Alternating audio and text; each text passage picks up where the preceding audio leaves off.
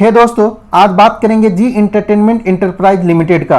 G entertainment और सोनी का merger का न्यूज नवंबर 2021 और दिसंबर 2021 के आसपास आया था। उस टाइम में ये शेयर ऑलमोस्ट 380 के आसपास टच किया था, लेकिन आज इसका एक शेयर का वैल्यू लगभग 173 है, यानी हाई से ऑलमोस्ट 50-55% ये शेयर टूट चुका है और आज तो ये शेयर 0.7% टूटा है और 173 रुपीज में बंद हुआ है।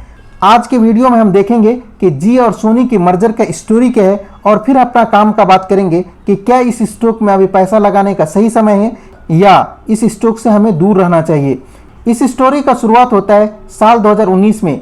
आप अगर इस कंपनी का ईयरली शेयर होल्डिंग पैटर्न देखो तो आपको यह देखने मिलेगा 2019 में प्रोमोटर का शेयर होल्डिंग 38.2% था, लेकिन मार्च 2020 में प्रोमोटर का शेयर होल्डिंग 38.2% से घटकर सीधे 4.77% हो गया। इसके पीछे का रीजन है कि सुभाष चंद्रा जो कि कंपनी का फाउंडर है, उनको इंफ्रास्ट्रक्चर रिलेटेड बिजनेस में काफी बड़ा लॉस हुआ, इसलिए उन्होंने जी एंटरटेनमेंट का शेयर बेचकर इंफ्रास्ट्रक्चर रिलेटेड बिजनेस के लिए जो लोन लिया था उसका भरपाई किया। जब कंपनी के प्रोमोटर का होल्डिंग 4.77% हो गया, उस समय यूएस बेस्ड इन्वेस्टर ने पुनीत गोयनका जो कि कंपनी का डायरेक्टर है, उसको हटाने के लिए एक बहुत बड़ा कैंपेन चलाने लगा। पुनीत गोयनका जो कि सुभाष चंद्रा यानी कंपनी के फाउंडर के बड़ा बेटा है, पुनीत गोयनका के सामने अपना कुर्सी को बचाने के लिए किसी दूसरे कंपनी से मर्जर के लिए वो डील करने लगा। उसी समय उसे डील मिल गया सोनी के साथ। सोनी के साथ डील ये फिक्स हुआ, सोनी और जी एंटरटेनमेंट का मर्ज होगा और जो मर्ज के बाद जो न्यू एंटिटी बनेगा उस कंपनी का डायरेक्टर पुनीत गोयनका बना रहेगा। जी एंटरटेनमेंट में जो प्रमोटर का शेयर ऑलमोस्ट निग्लिजिबल हो गया है, जो कि 3-4% हो गया, उसको बढ़ाकर 20% करेगा, वो भी उसे शेयर डिस्काउंट में मिलेगा। इस डील से इन्वेस्टो फंड खुश नहीं था, क्योंकि इन्वेस्टो फंड पुनीत गोयनका को मुकेश अंबानी के साथ डील करने के लिए इंसिस्ट कर रहा था, लेकिन पुनीत गोयनका को सोनी में ज़्यादा अच्छा डील मिल रहा था।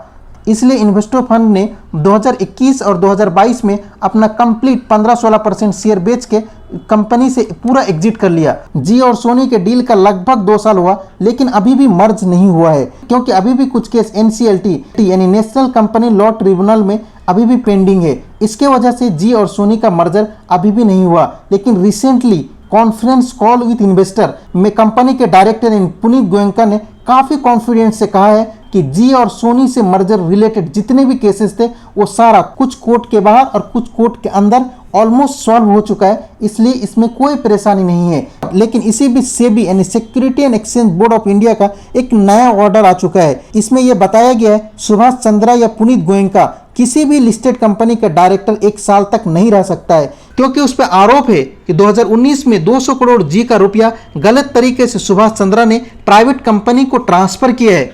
इस नया इशू से ऐसा लग रहा है कि जी और सोनी के मर्जर में और डिले हो सकता है।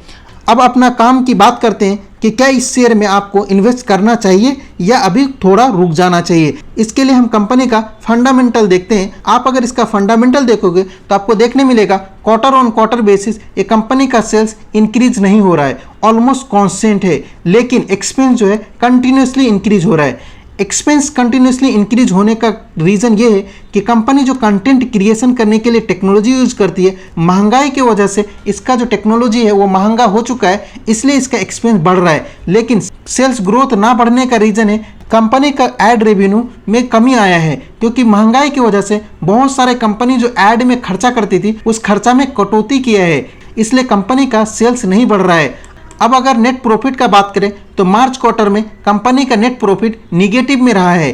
अब अगर कंपनी का टेक्निकल चार्ट देखें तो आपको ये देखने मिलेगा कि कंपनी का शेयर प्राइस कंटिन्यूसली डिक्रीज कर रहा है, कभी कभी थोड़ा थोड़ा बाउंस बैक कर रहा है, लेकिन ये कंटिन्यूसली डिक्रीज कर रहा है। लेकिन इस जो पॉइंट है 173-174 ये काफ़ी स्ट्रॉन्ग सपोर्ट है। आप देख सकते हो कि अगस्त 2021 में ये कंपनी का जो शेयर 174 से बाउंस बैक हुआ था, ये ऑलमोस्ट डबल का रिटर्न दिया था, इसलिए ये कंपनी का शेयर अभी यहाँ से डबल का भी रिटर्न दे सकता है अगर सोनी और जी का मर्जर फिक्स हो जाए। लेकिन अगर सोनी बाय चांस इस डील से मना कर देता है तो ये कंपनी का शेयर बैंकक्रप्ट भी हो सकता है, इसलिए काफ़ी हाई रिस्क और हाई रिटर्न का गेम है। यह कंपनी बिल्कुल इन्वेस्टमेंट ग्रेड कंपनी नहीं है, लेकिन इस कंपनी को ट्रेडिंग के रूप में यूज किया जा सकता है। अभी अगर थोड़ा सा क्वांटिटी खरीद लिया जाए तो यह कंपनी 20-30% रिटर्न 1 वीक में भी दे सकता है, यानी तो इसका 20-30% घट भी सकता है। इसलिए इस तरह की कंपनी से जितना हो सके दूर ही रहना चाहिए। अगर आपको एनालिसिस पसंद आया हो तो इस वीडियो को लाइक जरूर करें